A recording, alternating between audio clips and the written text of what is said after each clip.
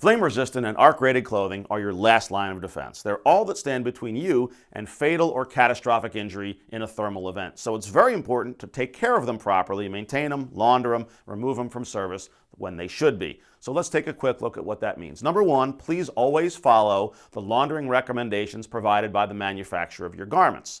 What those laundering recommendations typically look like would be three key things. Number one, liquid chlorine bleach is prohibited for all flame-resistant and arc-rated fabrics that we're aware of. Number two, so is fabric softener. That may seem a little odd, but the vast majority of fabric softeners are flammable, and it doesn't make much sense to intentionally put a flammable substance on your flame-resistant garments. If you do accidentally launder with fabric softener, it's simple. Just wash the garment a few times without the fabric softener, and you'll remove it. The third thing we're concerned about is flammable contaminants, meaning if you're getting into oils, greases, other flammable hydrocarbons at work, you want to make sure that you fully remove those contaminants before you wear the garment again, because while the fabric won't burn, the contaminants could.